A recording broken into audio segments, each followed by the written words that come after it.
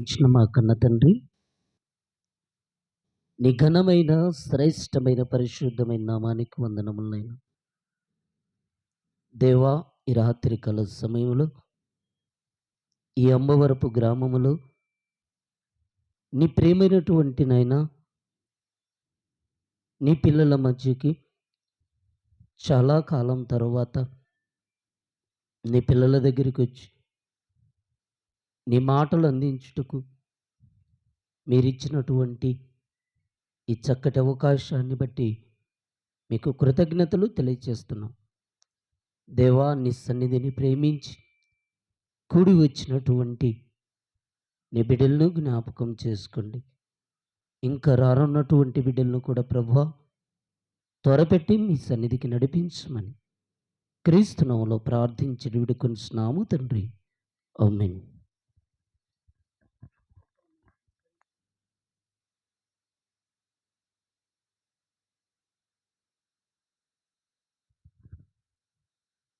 ప్రియమైనటువంటి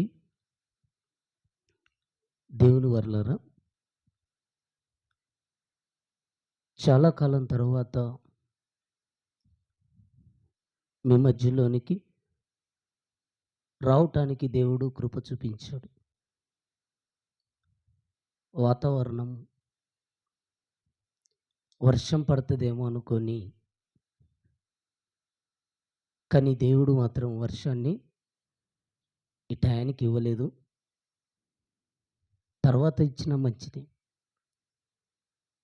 పిల్లరా, దేవుడు మనల్ని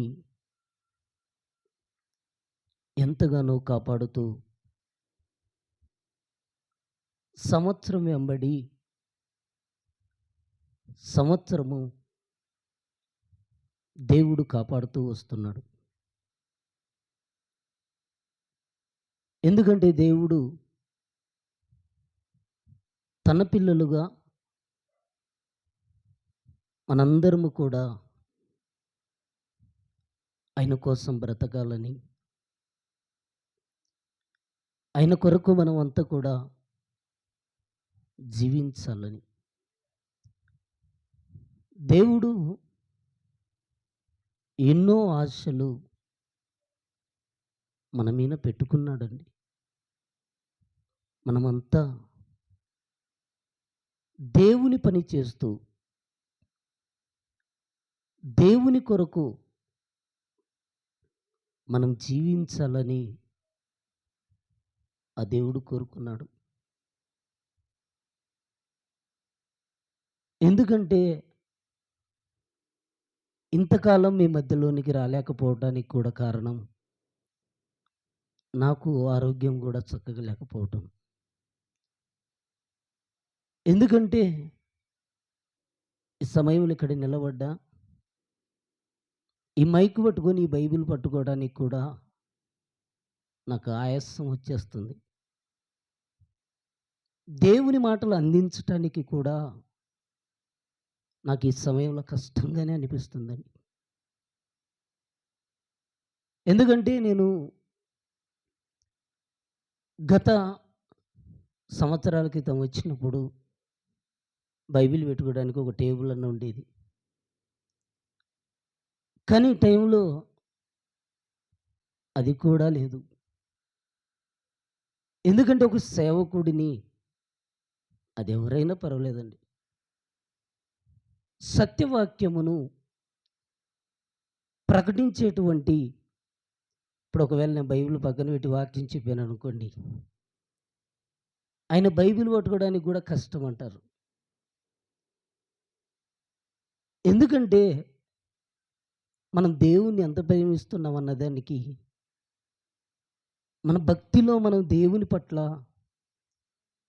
దేవుని పిల్లల పట్ల మనం చూపించేదే ముఖ్యమండి. నేను ఎన్నో సంవత్సరాల నుంచి ఈ గ్రామంలో సువార్త ప్రకటించాను. ఏ ఒక్క రోజైనా కూడా మీ నుంచి ఒక్క రూపాయి కూడా నేను ఆశించలేదు. ఎప్పుడు కూడా కానుకలు కూడా పట్టలేదండి నేను.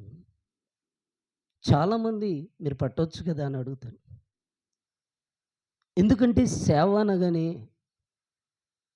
ఈరోజు జీవనోపాధి నిమిత్తము బ్రతుకుతున్నారని అనుకుంటారని మీ అందరికీ తెలుసు.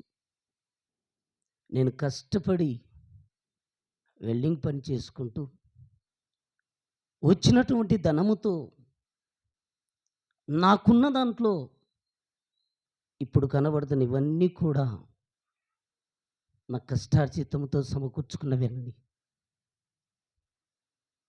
ఏదో నా పరిచర్యను మెచ్చి దేవుని పని జరగాలని ఒకరిద్దరు సాయం చేశారు తప్ప కొద్ది గొప్ప ఇంకెక్కువ శాతం నేను చేసే వెల్డింగ్ పనులేను. ఎందుకు నేను ఇలా కష్టపడుతున్నానంటే నాకంటూ మరణం ఉంది.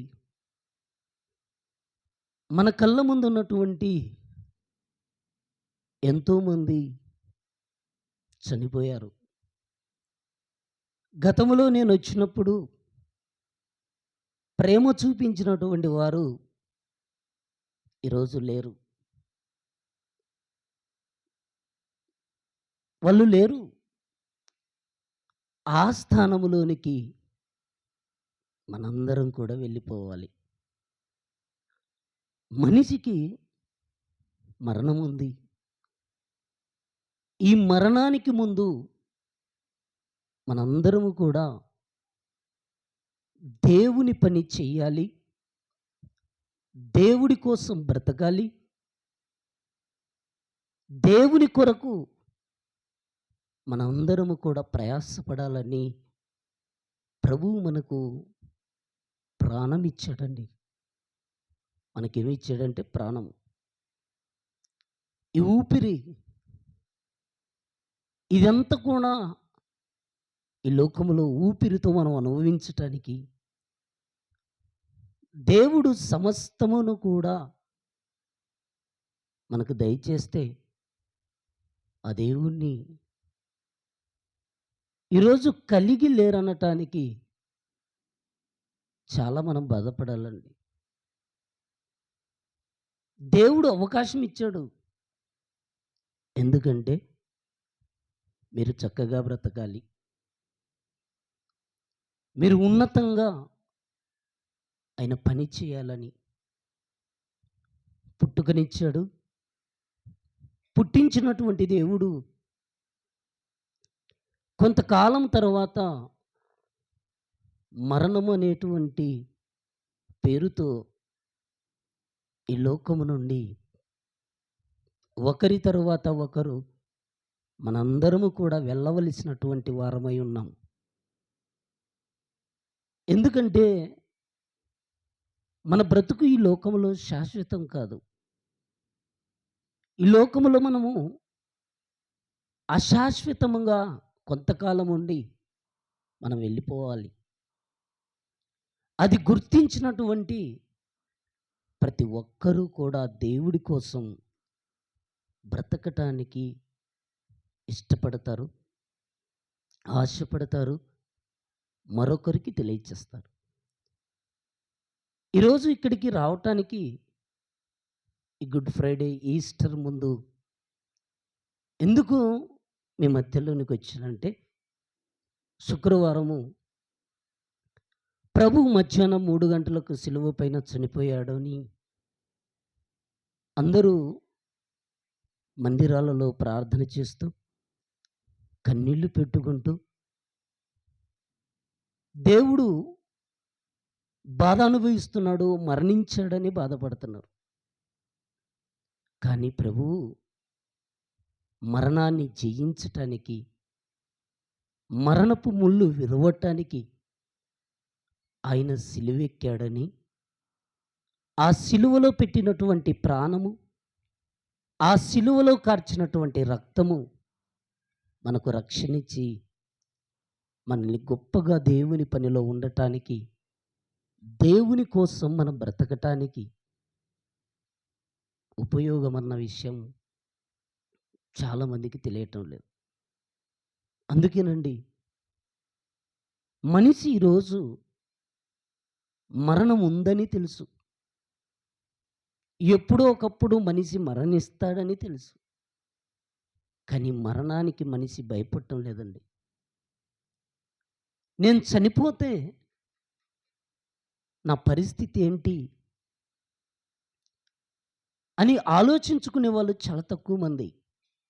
ఎక్కువగా ఆలోచించేది, నేను చనిపోతే నా కుటుంబం ఏమైపోద్ది?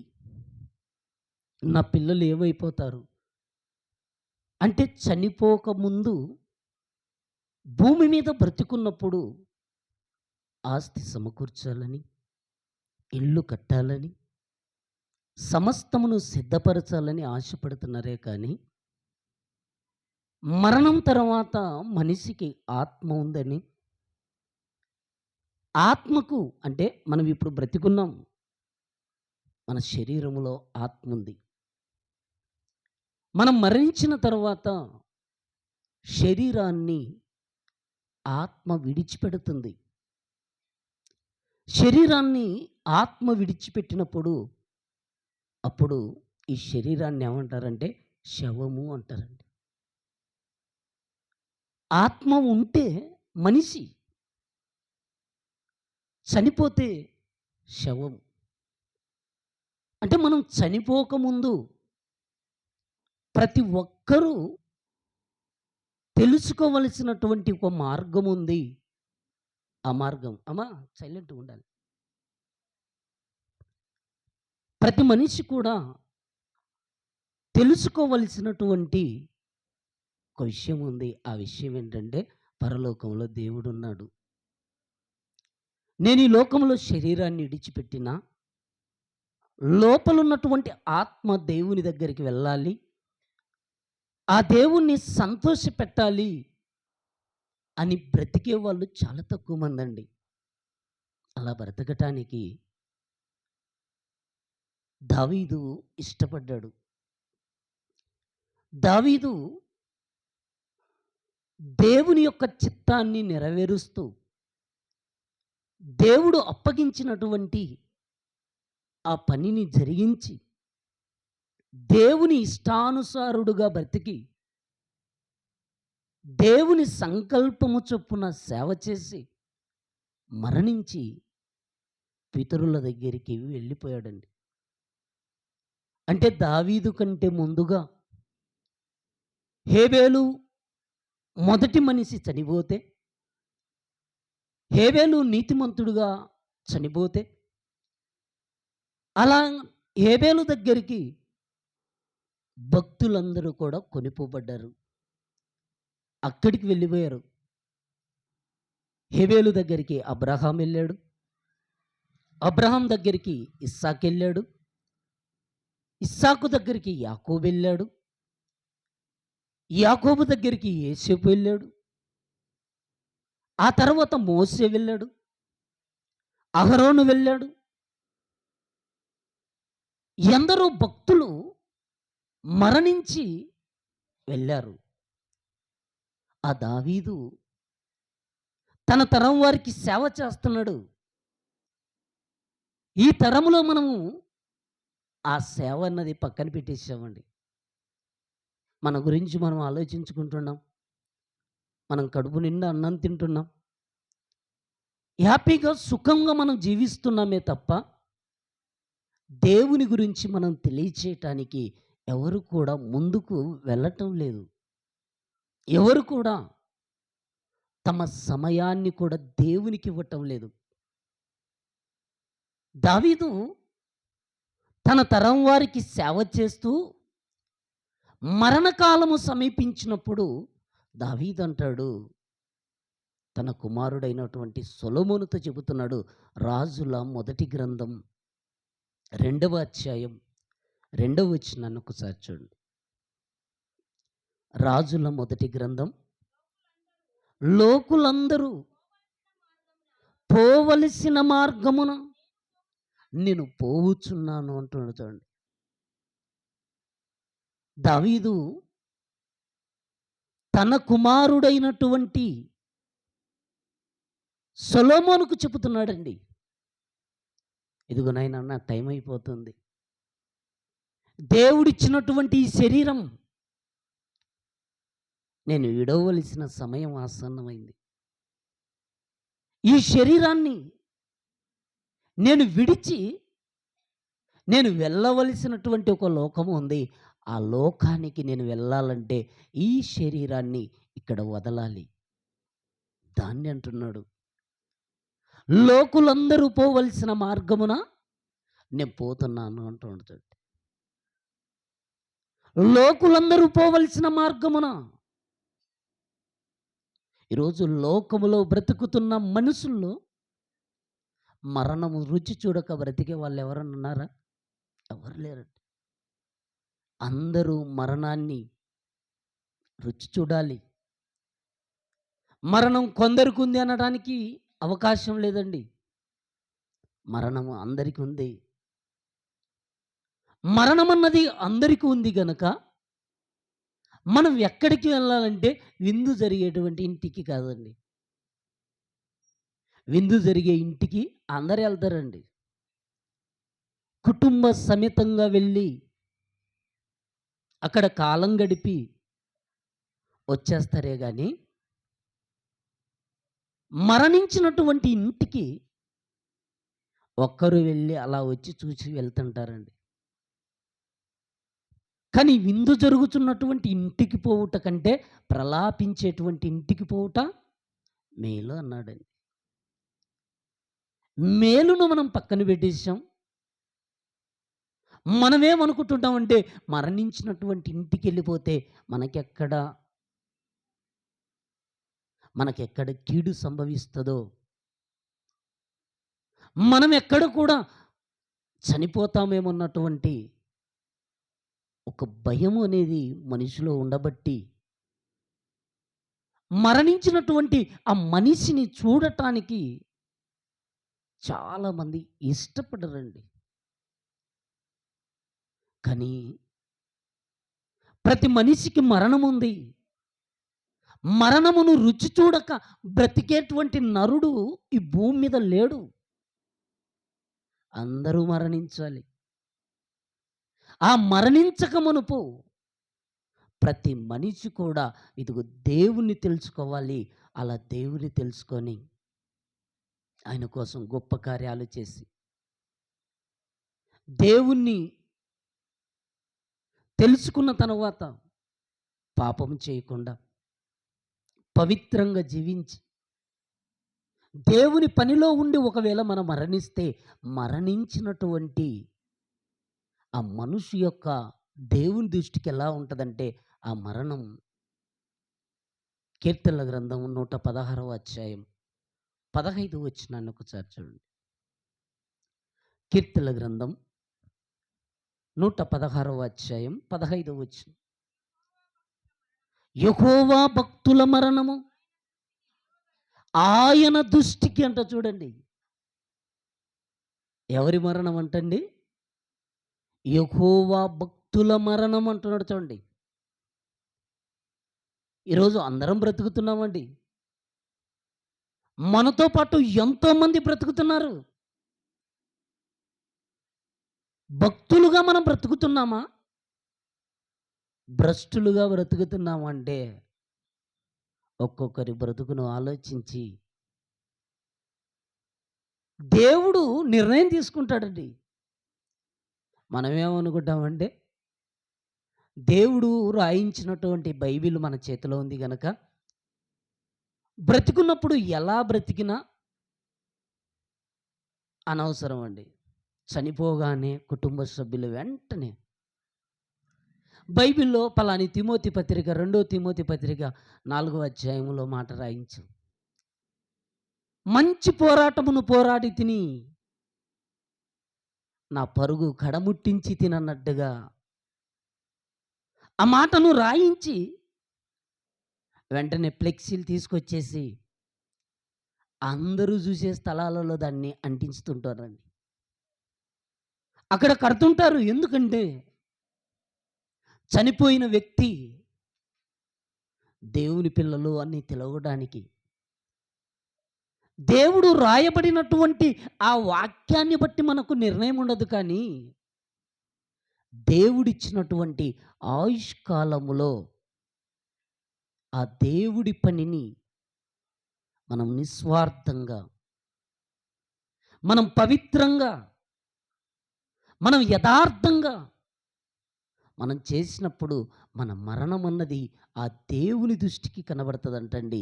ఆ భక్తులు, అబ్రహాం భక్తుడండి, ఇస్సాకు భక్తుడండి, యాకోబు భక్తుడండి, మోషే భక్తుడండి, దావీదు భక్తుడండి.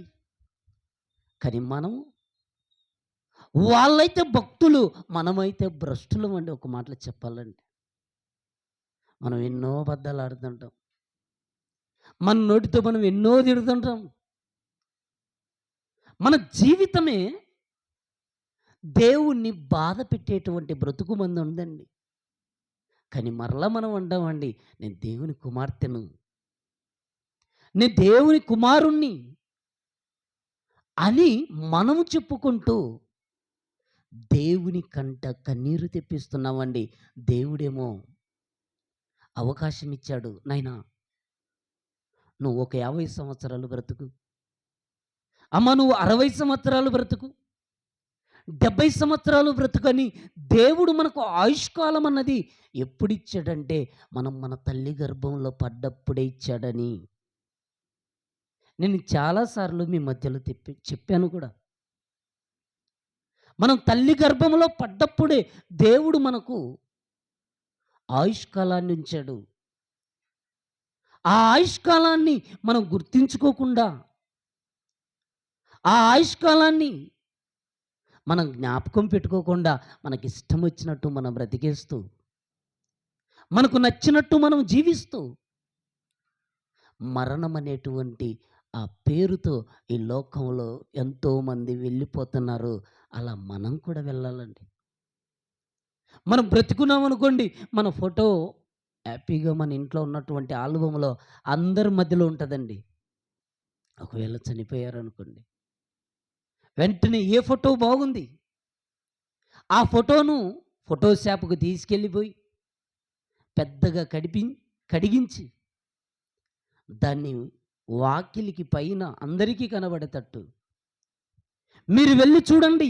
ఏ గృహములో అయితే పెద్దగా ఫోటో కనబడుతుందంటే ఇక ఆ మనిషి లేడని అర్థం చేసుకోండి. ఫోటో కనబడుతుందంటే ఆ మనిషి లేడు. అంటే మరణము మనిషికి భయాన్ని ఈరోజు కలిగించటం లేదు.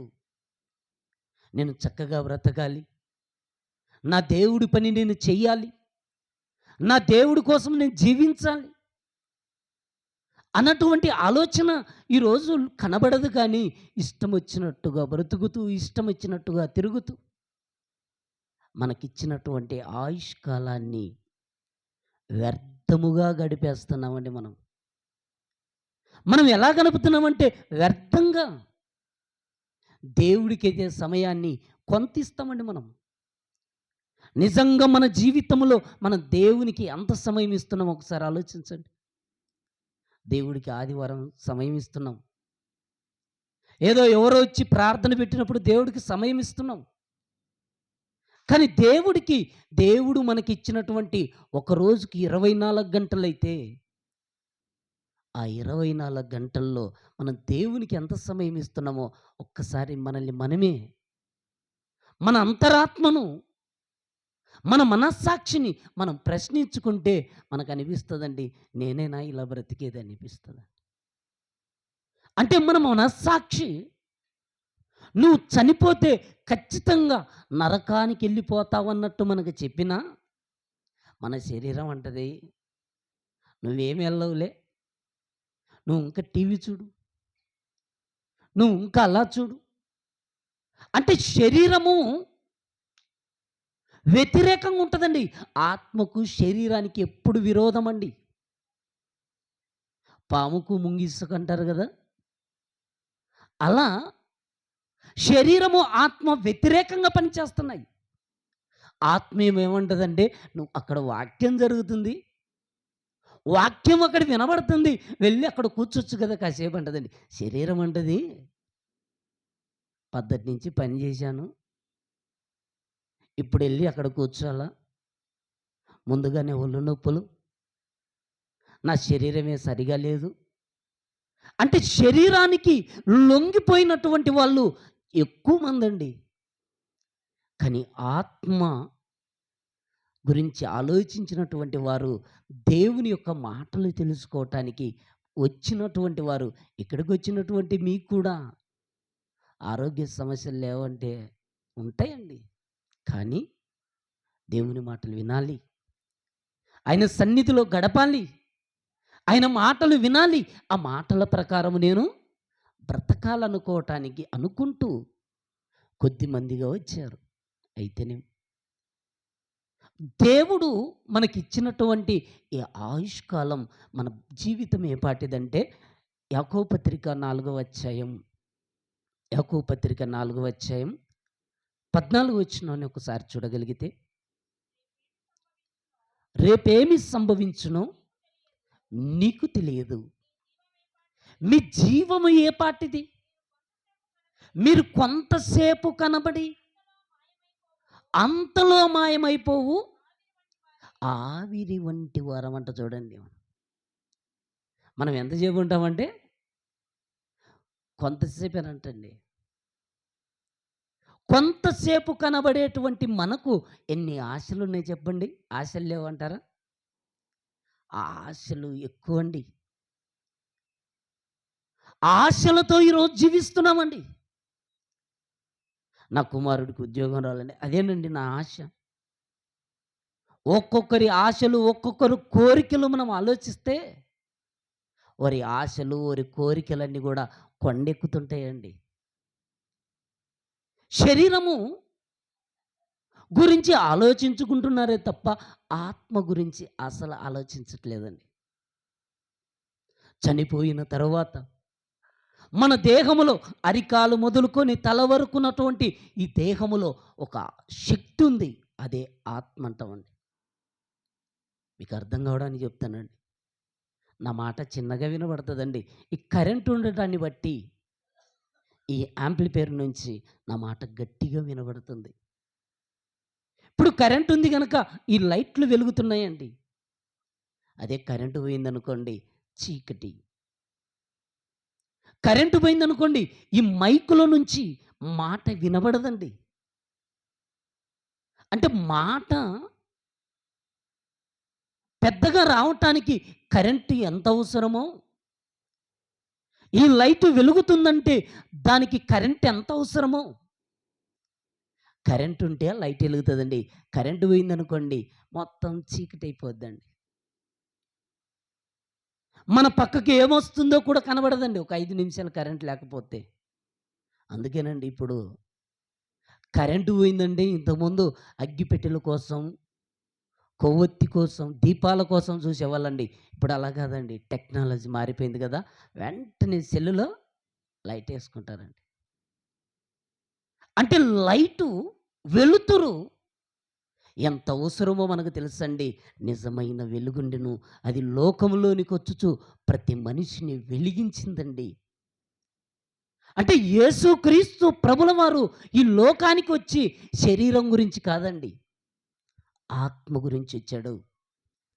ఆత్మను పరలోకానికి చేర్చాలనుకున్నాడు. ఆ ఆత్మ గురించి ఎంత ఆలోచించాడంటే ఒకసారి మనం ఆలోచిస్తే,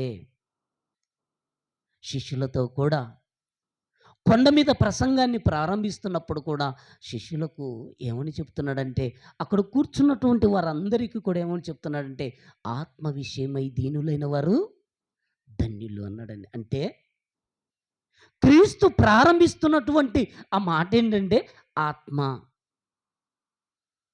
ఆత్మ విషయమై దీనులైన వారు ధన్యులు అన్నారు. ఇక రేపు శుక్రవారం చెప్తారండి చివరి మాటగా, తండ్రి నీ చేతికి నా ఆత్మను అప్పగిస్తున్నా. అంటే ప్రభువు శిష్యులకు బోధిస్తున్నటువంటి ప్రారంభపు మాట కూడా మనం ఆలోచిస్తే, ఆత్మ విషయము దీనులుగా ఉండాలి. మీకు మరణం అన్నది ఎప్పుడు వస్తుందో తెలియదు గనక, ఆ మరణానికి ముందు మీరు ఎలా ఉండాలంటే దీనులుగా ఉండాలి, సాత్వికులుగా ఉండాలి, మంచివారిగా ఉండాలి, సత్ప్రవర్తన కలిగి జీవించాలని చెప్పాడండి. ఒక్క మాటలో చెప్పాలంటే సత్ప్రవర్తన కలిగి జీవించాలి. ఈరోజు సత్ప్రవర్తన ఎంతమందిలో ఉందంటే, మన కళ్ళ ముందు చూస్తున్నటువంటి మనుషులతో మనం అనుకోవచ్చండి. ఆదివారం బైబిల్ పట్టుకున్నా వెంటనే మనకు అర్థమైపోద్దండి. సత్ప్రవర్తన, సాతాను ప్రవర్తన అంటే మనకే తెలిసిపోద్దండి. మనం బ్రతికే మనకు తెలియచేస్తుంటది. అంటే యేసుక్రీస్తు ప్రభుల వారు ఆత్మ గురించి అంత ఆలోచిస్తూ, ఆత్మ గురించి అంతగా సమాజానికి చెబుతూ, ఇదిగో చనిపోయినటువంటి వారి విషయంలో కూడా యోహాను సువార్త 6వ అధ్యాయం 63వ వచనములో చెబుతున్న మాట చూడండి. యోహాను సువార్త 6వ అధ్యాయం 63వ వచనం. ఆత్మయే జీవింపజేయుచున్నది, శరీరము కేవలము నిష్ప్రయోజనం అంట చూడండి. ఏది జీవింపచేస్తుందండి? ఆత్మ అంట చూడండి. ఆత్మ జీవింపచేస్తుంది. ఆత్మ ఉంది గనుక మనం ఇక్కడ ఉన్నామండి. అదే ఆత్మ లేకపోతే మనం ఎప్పుడో ఊరు బయటికి వెళ్ళిపోయేవాళ్ళం అండి. మనలాగా తిరిగి, మనలాగా బ్రతికి, మనలాగా ఉన్నవాళ్ళు ఎంతోమంది వెళ్ళిపోయారండి. ఈరోజు మనం ఆలోచిస్తే మనము గొప్పవారిగా ఈరోజు మనం కనబడుతుండొచ్చండి. ఎందుకంటే ప్రాణం ఉంది కదా. ఒకసారి హాస్పిటల్కి వెళ్ళి చూడండి, పెద్ద హాస్పిటల్కి వెళ్ళి చూడండి. ఒంగోలు గవర్నమెంట్ హాస్పిటల్కి వెళ్ళండి, కర్నూలు గవర్నమెంట్ హాస్పిటల్కి వెళ్ళి చూడండి, నంద్యాల గవర్నమెంట్ హాస్పిటల్కి వెళ్ళి చూడండి, పెద్ద పెద్ద హాస్పిటల్కి వెళ్ళి మీరు చూడండి. ఇలా వచ్చి అలా వెళ్ళిపోతుంటాయండి డెడ్ బాడీలు. ప్రాణంతో వచ్చినటువంటి మనిషి కాసేపటికి ఆ ప్రాణము వదిలి ఉన్న వాళ్ళంతా గొల్లున వేడ్చుకుంటూ బట్ట కప్పుకొని తీసుకెళ్ళిపోతున్న వారిని ఎంతోమందిని మనం చూస్తుంటామండి. నువ్వు హాస్పిటల్కి వెళ్ళి చూస్తున్నప్పుడు, నువ్వు ఐసీయూలో ఉన్నా, నువ్వు ఎక్కడున్నా, నువ్వు అలా పక్కనుంటే నీ పక్కనున్నటువంటి ఒక శరీరం, ఆ శరీరంలో ఉన్న ఆత్మ విడిచి వెళ్ళిపోతే పక్కన వాళ్ళు మనశ్శాంతి లేక దుఃఖముతో వాళ్ళు ఏడుస్తూ, అలాంటి బాధను మనం ఎన్నో చూసి ఉంటామండి. కానీ మనకు అనిపిస్తుందండి ఆకాసేపే, ఏమో పలానోళ్ళు చనిపోయారు, పలానోళ్ళు వెళ్ళిపోయారు అని బాధపడతాం.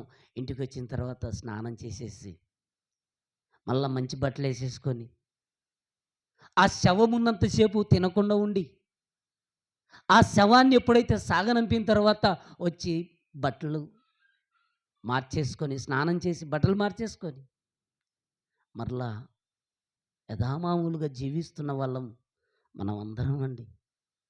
మన కుటుంబాలలో ఉన్నటువంటి వారు ఇదిగో వెళ్ళిపోతున్నారు. వెళ్ళిపోతున్నా మనం అస్సలు దాన్ని మనసున పెట్టడం లేదండి. మనిషికి మరణం తప్పదు. మనిషికి మరణం ఉంది. ఆ మరణానికి ముందు మనందరం తెలుసుకోవాల్సింది ఎవరినంటే జీవము గల దేవుణ్ణి.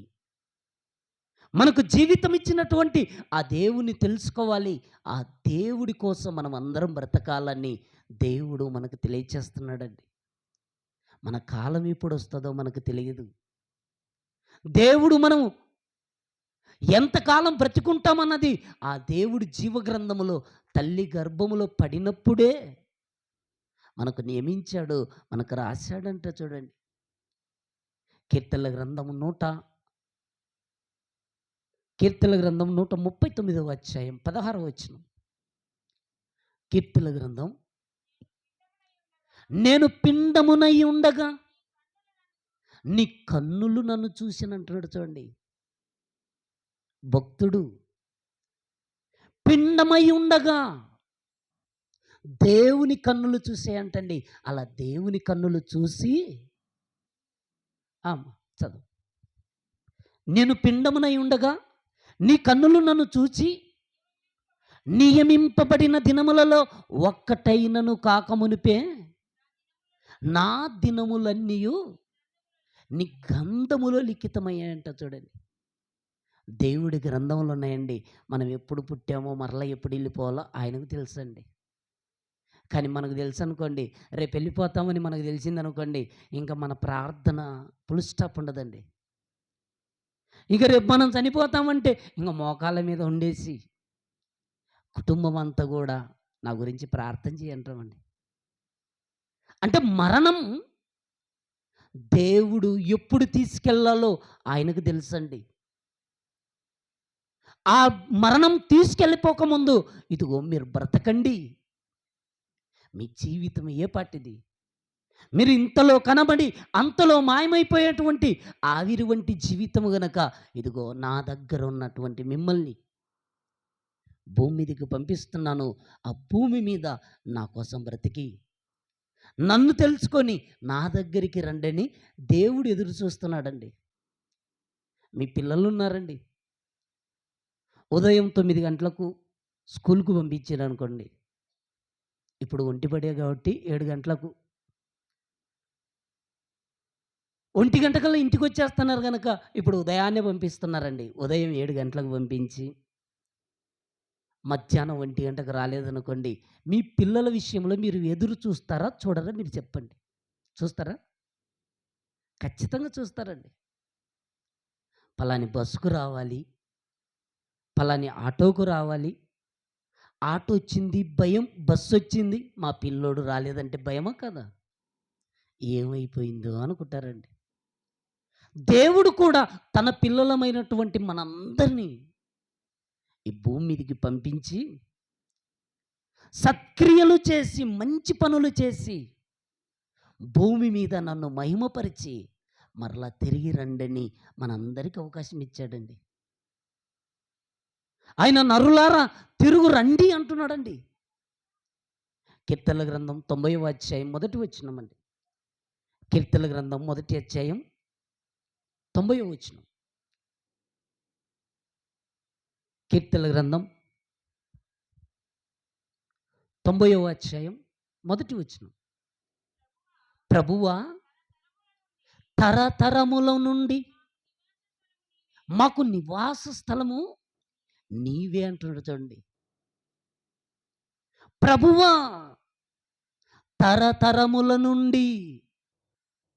తరాలు ఎన్నో మారిపోతున్నాయండి. ఎన్నో తరాలు గతించిపోతున్నాయి. ఎంతోమంది పుట్టుకొచ్చారు, ఎంతోమంది చనిపోతున్నారండి. పుట్టుకొచ్చినటువంటి మనిషి మోషే ప్రార్థన చేస్తే ఏమంటున్నాడంటే, ప్రభువా, తరతరముల నుండి మాకు నివాస స్థలము నీవే. చదవండి అమ్మ. పర్వతములు పుట్టక మునుపు, భూమిని లోకమును నీవు పుట్టింపక మునుపు, యుగ యుగములు నీవే దేవుడవు. నీవు మనుషులను మంటికి మార్చుచున్నావు. నరులారా తిరిగి రండిని దేవుడు సెలవిచ్చాడంట చూడండి. నరులను,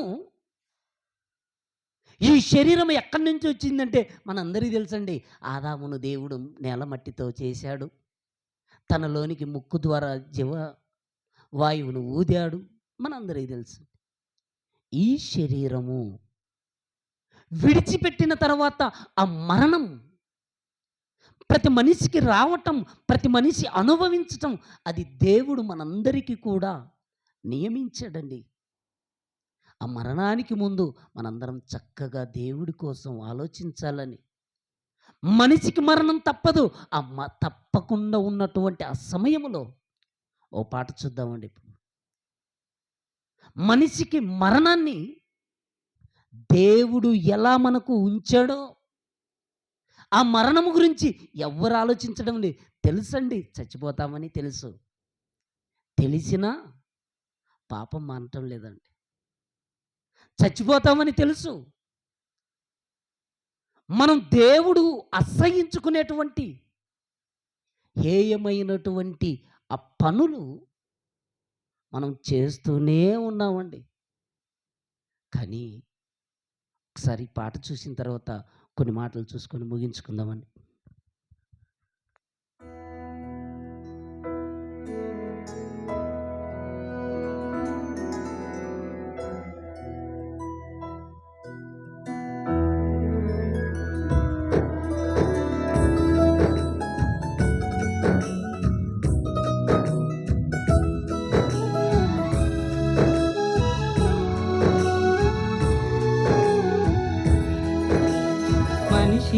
మరణం తప్పదని, ఈ లోకమే మనకు కాదు అని. మనిషికి మరణం తప్పదని, ఈ లోకమే మనకు కాదు అని. నిజం తెలిసినా మారరెందుకు, నిజం తెలిసినా నమ్మరెందుకు, నిజం తెలిసినా మారరెందుకు, నిజం తెలిసినా నమ్మరెందుకు. మనిషికి మరణం తప్పదని, ఈ లోకమే మనకు కాదు అని. మనిషికి మరణం తప్పదని, ఈ లోకమే మనకు కాదు అని.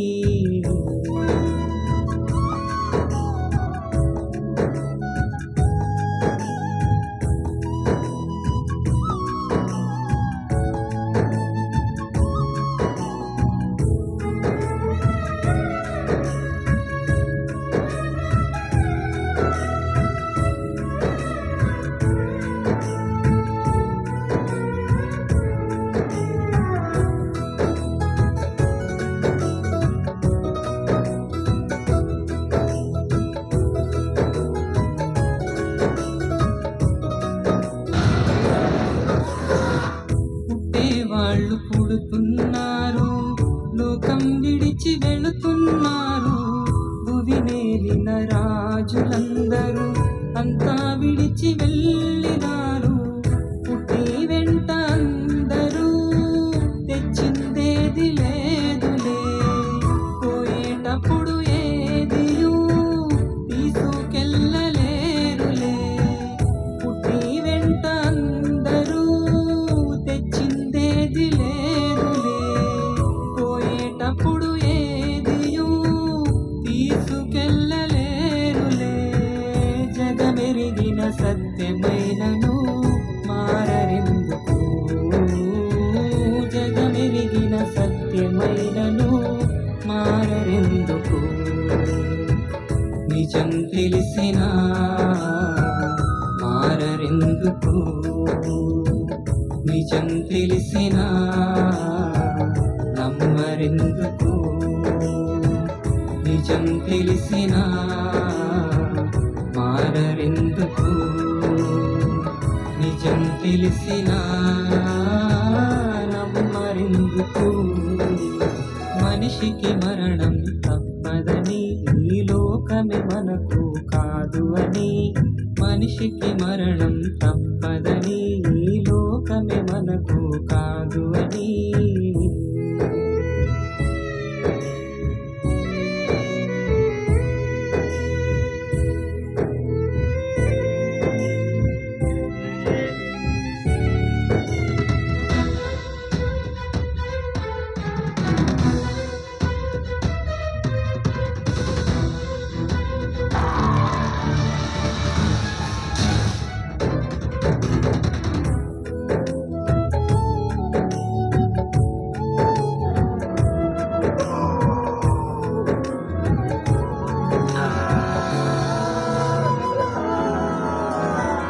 తూర్పు దిక్కు జనులందరిలో గొప్పవాడు అయినను, సర్వమంత కోల్పోయి సొంత వాళ్ళే దూరమైన. శ్రమలెన్ని కలిగి ఉన్నను, సహనాన్ని కలిగి ఉండెను. నోటి మాటలందైనను పాపమేమి చేయకుండెను. శ్రమలెన్ని కలిగి ఉన్నను, సహనాన్ని కలిగి ఉండెను. నోటి మాటలందైనను పాపమేమి చేయకుండెను. సహించిన యోబు జీవితం మాదిరే కదా, దిగంబరిగా వెళ్ళాలంటూ బోధ చేసెరా. నిజం తెలిసినా మారరెందుకు, నిజం తెలిసినా నమ్మరెందుకు, నిజం తెలిసినా మారరెందుకు, నిజం తెలిసినా నమ్మరెందుకు. విందుకు మనిషికి మరణం తప్పదని ఈ లోకమే మనకు కాదు అని మనిషికి మరణం తప్పదని ఈ లోకమే మనకు కాదు అని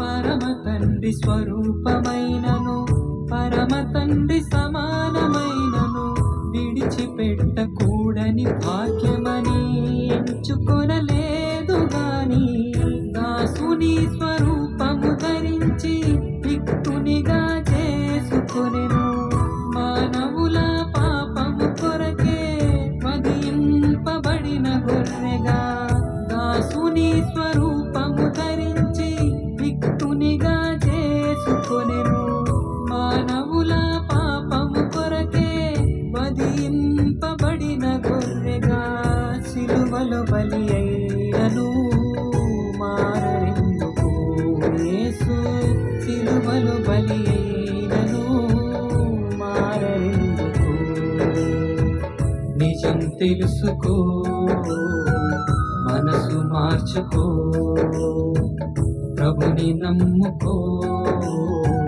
పరము చేరుకో నిజం తెలుసుకో మనసు మార్చుకో ప్రభుని నమ్ముకో పరము చేరుకో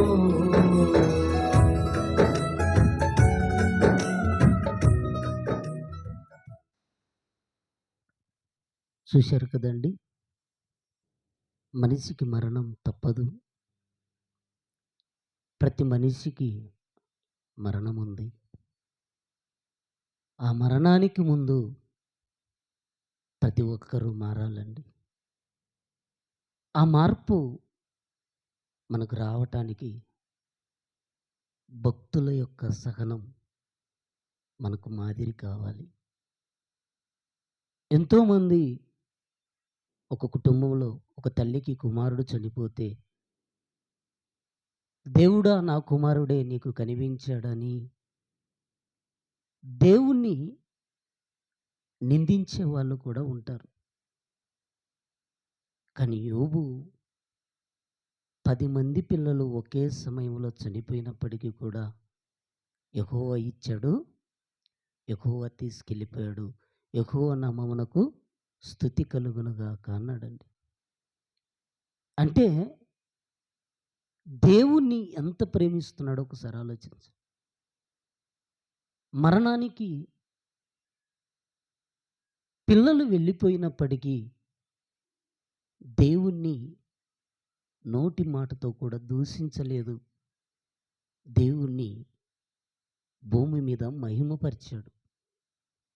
మనమందరము కూడా దేవుడు పుట్టిస్తే వచ్చిన వాళ్ళం, దేవుడు అనుకుంటే వచ్చిన వాళ్ళం, దేవుని కలలు పండించటానికి వచ్చిన వాళ్ళం.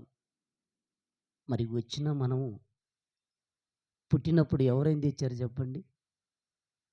పుట్టినప్పుడు ఎవరు ఏమీ తేలేదు, చనిపోయినప్పుడు ఎవరేమీ తీసుకెళ్ళలేదు. మనం చూస్తున్నాం. ఎవరైనా ఒక పాపనో బాబో పుట్టిందనుకోండి, దిగంబరిగానే వచ్చేస్తుంది, ప్రాణంతో వస్తుంది, వచ్చేటప్పుడు ఏడ్చుకుంటూ ఈ లోకానికి వస్తుంది. అంతేనా కదా? మీ అందరికీ తెలుసు, ఒక స్త్రీ ప్రసవిస్తున్నప్పుడు ఆ తల్లి వేదన పడుతుంటుంది, ఆ గర్భముల నుంచి వచ్చేటువంటి బిడ్డ కూడా ఏడుస్తుంది. ఏడ్చుకుంటూ ఈ లోకానికి వచ్చి కొంతకాలం బ్రతికి తన వారిని అందరినీ కూడా ఏడిపిస్తూ వెళ్ళిపోవటం మనం చూస్తున్నామండి. ఒక కుటుంబంలో పెద్దవారు చనిపోయారనుకోండి, కుమార్తెలు ఏడుస్తారు, కుమారులు ఏడుస్తారు, అందరూ ఏడుస్తారు, బాధపడతారు. కానీ ఆ కుటుంబీ సభ్యులు ఎలా ఏడుస్తారంటే, కొత్త వాళ్ళు వచ్చారనుకోండి, వాళ్ళని చూస్తే గట్టిగా ఏడుస్తారండి. వాళ్ళొచ్చి ఒక 10 నిమిషాలు అయిందనుకోండి, మళ్ళా సైలెంట్ కూర్చొని ఏదో ఒక మాట కలిపేసి మాట్లాడుతూ మళ్ళా అలా ఉంటారండి. మరలా ఇంకొకరు ఎవరైనా కొత్త వాళ్ళొచ్చారనుకోండి, వాళ్ళని చూసినప్పుడు మళ్ళా ఏడుస్తారు.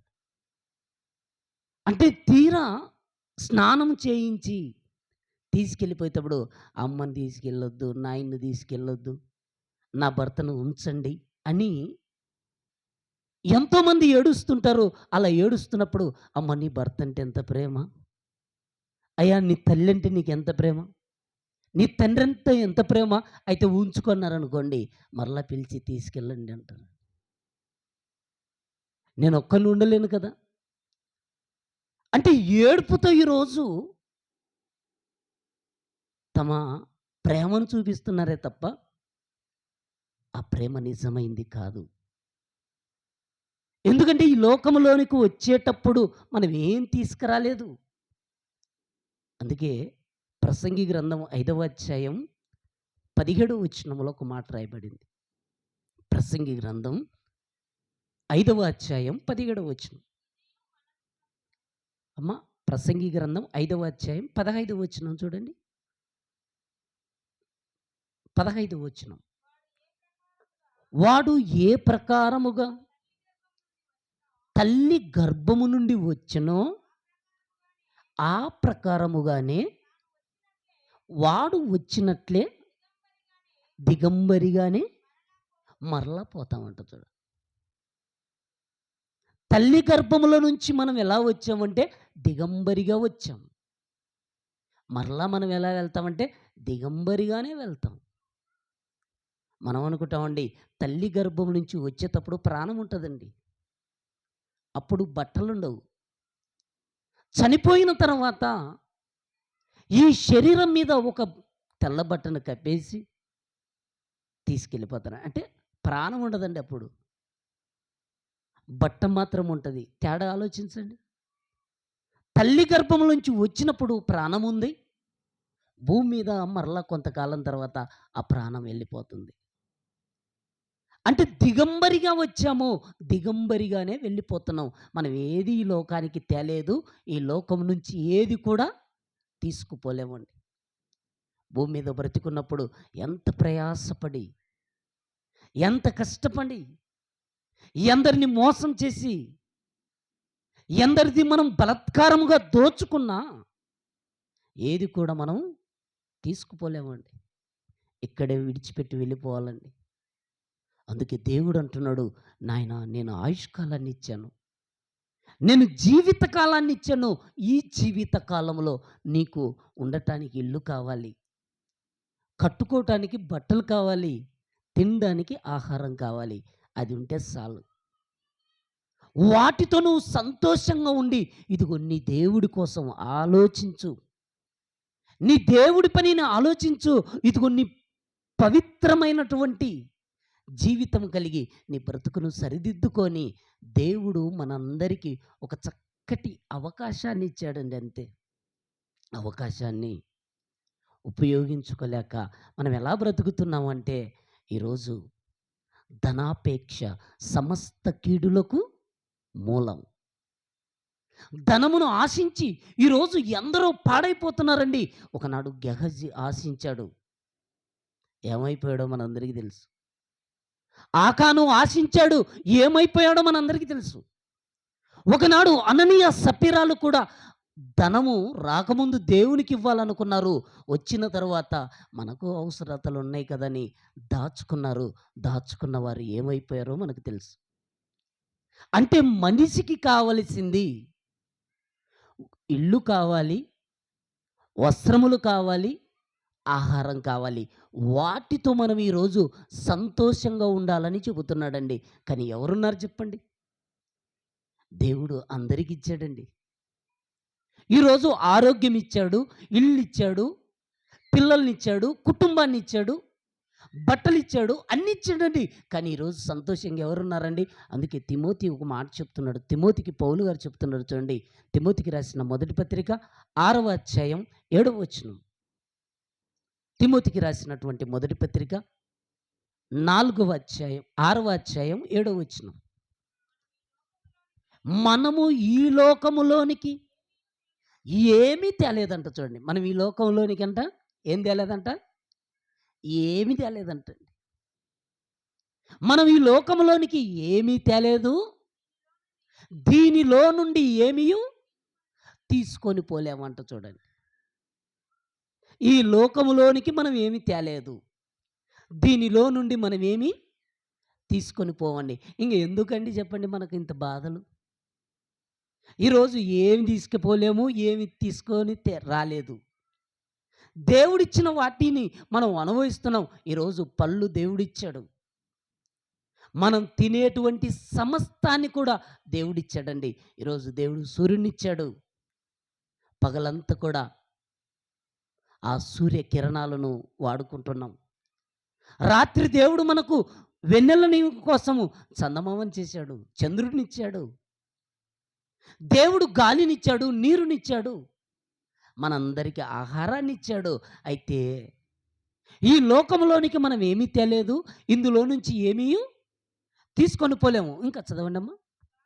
కాగా అన్న వస్త్రములు గలవారమై ఉండి వాటితో తృప్తిపడి ఉండాలి అంటున్నాడు చూడండి. ఎవరున్నారు చెప్పండి ఈరోజు? అన్నం ఉంటే చాలనుకున్న వాళ్ళు ఉన్నారా? బట్టలుంటే చాలనుకున్న వాళ్ళు ఉన్నారా? ఇల్లుంటే చాలనుకున్న వాళ్ళు ఉన్నారంటే లేదండి. ఆశలు వలయములో ఈరోజు మనిషి బ్రతుకుతున్నాడండి. ఆశల వలయములో ఈరోజు మనిషి బ్రతుకుతూ సాతాను వలయములోనికి వెళ్ళిపోతున్నాడండి. అందుకే సాతాను మాయాజాలములో మనిషి చిక్కుకుపోయాడండి. మనిషి ఈరోజు కూరుకుపోయాడు. లోకంలో ఉన్నదంతా కూడా శరీరాశ, నేత్రాశ, జీవపడము అంటే వాటికే ఆశపడిపోతున్నాడండి. వాటికే లొంగిపోతున్నాడండి. మరలా నాకెందుకులేండి ఎన్ని అంటాడండి. ఎందుకండి మనకి ఈ బాధలు చెప్పండి? మనం ఈ లోకంలో శాశ్వతంగా ఉండం. మనం శాశ్వతంగా ఉండటానికి దేవుడు మన శరీరములో ఆత్మనుంచాడు. అది శక్తి కలిగినది. ఆ ఆత్మ పరలోకానికి వెళ్ళాలి, దేవుని దగ్గరికి వెళ్ళాలంటే అక్కడ మన ఆత్మకు సంతోషం ఉంది. ఇక్కడ దేవుని కోసం మనం బ్రతికాము అనుకోండి, అక్కడ ఏడుపు ఉండదు, దుఃఖం ఉండదు, బాధ ఉండదండి. ఇక్కడ దేవుడి కోసం బ్రతకలేదనుకోండి, అక్కడికి వెళ్తే ఏముంటుందో తెలుసా? పళ్ళు కొరకటం, ఏడవటం. ఈ లోకంలో మనిషి మరణించగానే అమ్మో దయాలైపోతున్నారు, ఇక్కడే తిరుగుతున్నాడు, ఇక్కడే ఉండిపోతున్నారని అనుకుంటున్నారే. కానీ మనిషి అండి కన్ను మూస్తే ఒక క్షణములోనే ఆత్మ వెళ్ళిపోద్దండి. ఒక క్షణములో పాతాళ లోకానికి ఆత్మ వెళ్ళిపోతుంది. ఎక్కడికంటే పాతాళానికి. మంచి చేసిన వారు, ఇదిగో యేసుక్రీస్తు ప్రభుల వారు సిలువలో దొంగతంటాడు కదా, నీవు నేడు నాతో కూడా పరదేశ్ అంటే పాతాళములో ఒక స్థలం అదండి, నెమ్మది పొందే స్థలం. పాతాళములో వేదనకరమైనటువంటి స్థలం ఉంది. అక్కడికి ఎవరు వెళ్ళారంటే ధనవంతుడండి. ఇల్లుంది, బట్టలున్నాయి, ఆరోగ్యం ఉన్నాయి, అన్నీ ఉన్నాయి. వాటన్నిటిని అనుభవించుకుంటూ హ్యాపీగా బ్రతుకుతూ దేవుణ్ణి పక్కన పెట్టేసి వ్యాతన పడటానికి ఆత్మ వెళ్ళిపోయింది ఆరని అగ్నిగుండానికి. అది మన అందరికీ చాలాసార్లు ఎంతోమంది సేవకులు చెబుతూనే ఉన్నాడండి. కానీ ఈరోజు మనం దేనికోసం బ్రతుకుతున్నాం? మనం ఎందుకు మన పరుగు? ఉదయం లేచి 6 గంటలకు 7 గంటలకు పనికి వెళ్ళిపోతున్నాం, సాయంత్రం దాకా మనం కష్టపడుతున్నాం. ఎందుకు? ఈ శరీరాన్ని సుఖంగా ఉంచుకోవటానికే, కుటుంబం కోసమా? ఎందుకు ఒకసారి ఆలోచించండి. ఎందుకండి మనం ఎందుకు ప్రయాసపడుతున్నామో మనకు అర్థం కావట్లేదండి. ఎందుకు మనం ఈ లోకంలో జీవిస్తున్నామో మనకు అర్థం కావట్లేదండి. కానీ మనకు అర్థమవుతే ఇదంతా దేవుడిచ్చాడు, దీనిలో నుంచి ఏమి తీసుకెళ్ళిపోను, ఇందులో నుంచి ఏది నాకంటూ ఉండదనుకుంటే, మనం కూడా దావీదులాగా తన తరం వారికి సేవ చేయటానికి సిద్ధపడతామండి. చివరికి మాట చూసుకొని ముగించుకుందామండి. అపోస్తుల కార్యములు 13వ అధ్యాయం, అపోస్తుల కార్యములు 13వ అధ్యాయం 36వ వచనం. అపోస్తుల కార్యములు 13వ అధ్యాయం. దావీదు దేవుని సంకల్పము చొప్పున తన తరము వారికి సేవ చేసి నిద్రించి తన పితరుల యొద్దకు చేర్చబడ్డాడంట. చూడండి, ఇక్కడ ఆలోచించండి. దావీదు తన తరం వారికి ఏం చేశాడంటండి? సేవ చేశాడంటండి. ఈరోజు మనం ఏం సేవ చేస్తున్నాం చెప్పండి? ఈరోజు మనం దేవుడి కోసం ఏం చేస్తున్నాం చెప్పండి? ఈరోజు దేవుడి కోసం మన దేహాన్ని ఉపయోగించలేకపోతున్నామండి. ఈ దేహం దేవుడిచ్చినది, ఈ దేహం దేవుడిచ్చినది, ఈ దేహం దేవునికి ఆలయం. ఈ ఆలయంతో మనం ఏం చేస్తున్నామంటే, మనకంటూ ఒక ఆలయాన్ని కట్టేసుకొని అది ఎక్కడికి కదలదండి. మనం కట్టుకున్న దేవాలయం ఉంది కదా, అది ఎక్కడికి వెళ్ళదు. కానీ దేవుడి దేవాలయం అనేటువంటి ఈ దేవాలయం ఎక్కడికెక్కడికో పరిగెత్తుతూ, ఎందుకెందుకో పరిగెత్తుతూ, జీవిత పరమార్థము గుర్తించుకోకుండా ఎలా మన జీవితాన్ని, కాలాన్ని గడుపుతున్నామో చివరిగా ఈ పాట చూసిన తర్వాత మనము ప్రార్థన చేసుకుందామండి.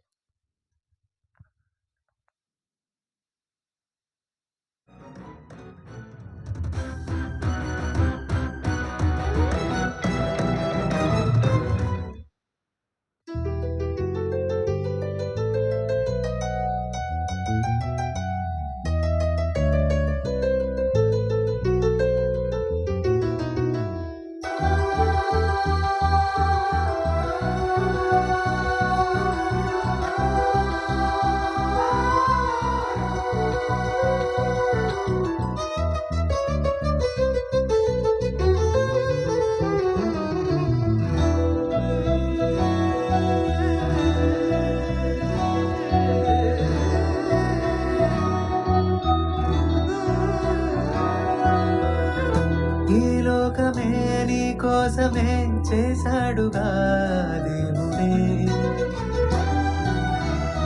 తన కోసమే బ్రతకాలని నీకుందిగా ఏ ఊపిరి. కొద్ది కాలమేగా నీవు బ్రతకగలవు, వెళ్ళిపోతావని నీకు ముందు తెలుసు. మరి ఎందుకు ఎందుకు ఎందుకు ఎందుకు భూమి మీద ఏదేదో చేద్దామని, పద ముందుకు ముందుకు ముందుకు ముందుకు తండ్రి అయిన దేవుని చూద్దామని. ఈ లోకమే నీ కోసమే చేశాడుగా దేవుడే, తన కోసమే బ్రతకాలని నీకుందిగా ఈ ఊపిరి.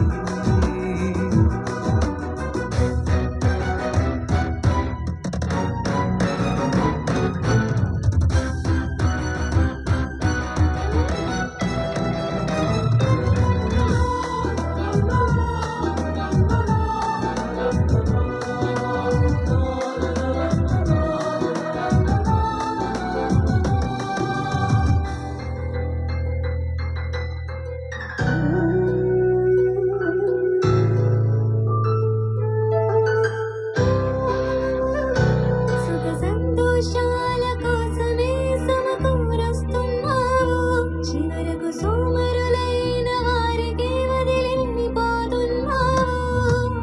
సంపాదించినదంతా వదిలావిక్కడే, సత్క్రియలను చేసి ఆస్తిగా కూర్చాలక్కడే.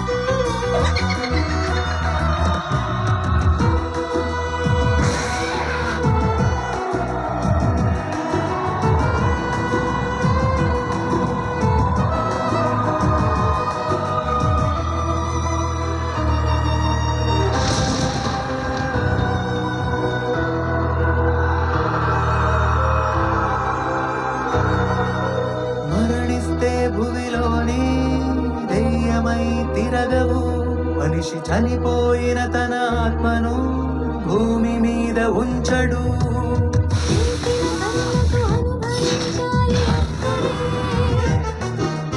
ఎవరు ముందు వెళతారో తేదీ తెలియదే. ఆ దేవుని కొరకే పని అయినా చేయాలి ఇక్కడే.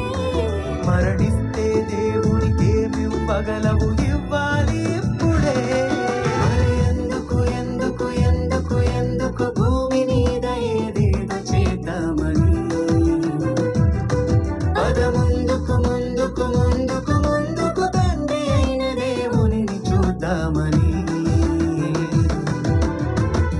ఈ లోకమే నీ కోసమే చేశాడుగా దేవుడే. తన కోసమే బ్రతకాలని నీకుందిగా ఈ ఊపిరి. కొద్ది కాలమేగా నీవు బ్రతకగలవు. వెళ్ళిపోతావనే నీకు ముందు తెలుసు. మరి ఎందుకు ఎందుకు ఎందుకు ఎందుకు భూమి మీద ఏదేదో చేద్దామని. పద ముందుకు ముందుకు ముందుకు ముందుకు తండ్రి అయిన దేవునిని చూద్దామని. ఈ లోకమే నీ కోసమే చేశాడుగా దేవుడే. తన కోసమే బ్రతకాలని నీకుందిగా ఈ ఊపిరి. చూశారు కదండి, దేవుడు ఊపిరినిచ్చాడు, అది వెళ్ళిపోద్ది. కనుక మంచి నిర్ణయం తీసుకోండి. దేవుడి పని విషయంలో మరి మీ నుండి నేను కోరుకునేది ఏంటంటే, నేను చేస్తున్నటువంటి పని విషయంలో ఏదైనా మీరు నాకు పని చూపిస్తే, ఇదో ఇలాగా నేను చెప్పినటువంటి వాక్యం ఇంకా అనేక గ్రామాలలో ప్రకటించుటకేనండి. మోసన్న పని చేస్తుంటాడు, సేవ చేయడేమో అని చాలామంది అనుకుంటుంటారేమో, కానీ నా శక్తికి తగినంత నేను ఎప్పుడు కూడా దేవుని పని చేస్తూనే ఉంటాను. నేను ఎంత దేవుని పని గిద్దలూరులో అయితేనేమి అనేక ప్రాంతాలలో దేవుని పరిచర్య చేశానో మీ అందరికీ తెలుసు. అలాంటి పరిచర్య నాలో ఊపిరినంత వరకు ఈ పని ఆగదు. దేవుని కొరకు అనేకులను సంపాదించి ఆయన పనిలో నిలబెట్టడానికి దేవుడు నన్ను ఈ సమయంలో ఈ తరుణంలో నన్ను నిలబెట్టాడు. కనుక మరి నేను చేస్తున్నటువంటి పని, వెల్డింగ్ పని ఏదైనా ఉంటే మీరు నన్ను జ్ఞాపకంలో పెట్టుకొని ఆ పని ఇవ్వండి. ఆ పని చేసి మరలా దేవుని పని ఈ పని చేయటానికి నేను ముందుంటాను. మీరందరూ తల్ల ఉంచినట్టయితే చిన్న ప్రార్థన చేసి ముగించుకుందాం. మమ్మల్ని మిక్కిలిగా ప్రేమించిన మా కన్న తండ్రి, నీ మహోన్నతమైన నామానికి కృతజ్ఞతలు తెలియజేస్తున్నాను. దేవా, ఈ రాత్రికాల సమయంలో నీ ప్రియమైనటువంటి నాయన నీ బిడ్డలకు తండ్రి, ఈ రాత్రికాల సమయంలో అవసరమైనటువంటి మాటలు నీ పరిశుద్ధాత్మ సహాయం ద్వారా మీరు అందించారని మేము నమ్ముచున్నాం. మేము విన్నటువంటి ప్రతి మాటను కూడా ప్రభువా జ్ఞాపకములో పెట్టుకొని ఆ మాటలు నాయన నెమరు వేసుకుంటూ మా మరణానికి ముందు నాయన మేమేమి సత్క్రియలు చేసి నువ్వు సిద్ధపరిచినటువంటి నాయన ఆ మహాపరలోకాన్ని చేరుకొనుటకు యోగ్యమైనటువంటి బ్రతుకు కొరకు నాయన మేమందరము కూడా ప్రయాసపడుటకు మీరే కృపను అనుగ్రహించు. దేవా, నీ సన్నిధిని ప్రేమించి నీ సన్నిధికి నాయన వచ్చినటువంటి చిన్న బిడ్డలను మొదలుకొని వృద్ధుల వరకు ప్రతి ఒక్కరిని జ్ఞాపకం చేసుకోండి. దేవా, నీ సన్నిధికి రావాలని ఆశ ఉన్నప్పటికీ కూడా ప్రభువా నీ సన్నిధికి రాలేక ఎన్నుకోబడినటువంటి నీ బిడ్డలు కూడా ప్రభువా మీరు జ్ఞాపకం చేసుకోండి. దేవా, మేమందరం కూడా తండ్రి నీ చిత్తమైతే మరొక్కసారి తండ్రి నీ కుమారుడి యొక్క మరణాన్ని జ్ఞాపకం చేసుకుంటూ మా బ్రతుకులను మార్చుకొని నువ్వు ఉన్నటువంటి లోకం కోసం నాయన నీ ఎదుటనైనా మేము మరణించే లోపు తండ్రి భక్తిగా బ్రతికి నాయన భక్తుల మరణం యెహోవా దృష్టికి విలువ గలదన్నట్టుగా నీ భక్తులుగా నీ పిల్లలుగా మేమందరము జీవించి మరణించేటువంటి గొప్ప భాగ్యాన్ని మాకు ప్రసాదించండి. మరి ముఖ్యంగా తండ్రి నీ సన్నిధికి వచ్చినటువంటి నీ బిడ్డలు జ్ఞాపకం చేసుకోండి దేవా. ఏ విషయములో అయితే తండ్రి నీ పైన ఆధారపడుతున్నారో ప్రభువా ప్రతి ఒక్కరిని కూడా తండ్రి మీరు జ్ఞాపకం చేసుకొని పరసంబంధమైనటువంటి ప్రతి ఈవి ద్వారా తండ్రి పరసంబంధమైనటువంటి ప్రతి దీవెనల ద్వారా తండ్రి నీ బిడ్డలను జ్ఞాపకం చేసుకోండి. మిగిలిన జీవిత కాలములో తండ్రి నీ పనిలో ముందుంటూ నీ పనిలో సహకారులుగా ఉంటూ ముందుకు సాగే భాగ్యాన్ని నీ బిడ్డలందరికీ ప్రసాదించమని క్రీస్తు నామములో ప్రార్థించి వేడుకొనుచున్నాము తండ్రి. ఆమేన్. మన తండ్రి అయినటువంటి దేవుడి ప్రేమ, కుమారుడైనటువంటి యేసుక్రీస్తు వారి కృప, పరిశుద్ధాత్మ దేవుడు యొక్క అన్యోన్య సహవాసం చేరి వచ్చినటువంటి మనందరికీ సకల పరిశుద్ధులకును సదాకాలం తోడై ఉండునుగాక. ఆమేన్. అందరికీ వందనాలండి. మరి ప్రత్యేకంగా ప్రతి ఆదివారము మరి మా యొక్క మందిరములో జరుగుతున్నటువంటి లైవ్ కార్యక్రమము దైవాజ్ఞ మినిస్ట్రీ అని యూట్యూబ్ ఛానల్ నందు మరి ప్రతి ఆదివారం వస్తుంది. మరి ఎవరైనా సమయం ఉన్నప్పుడు ఆ యొక్క యూట్యూబ్ ఛానల్లో చెప్పబడేటువంటి మెసేజ్లు వినాలని, ఆ యొక్క మాటలను ఆలకించాలని మీ అందరికీ తెలియచేస్తూ నా మాటలు ముగిస్తున్నాను. అందరికీ వందనాలు.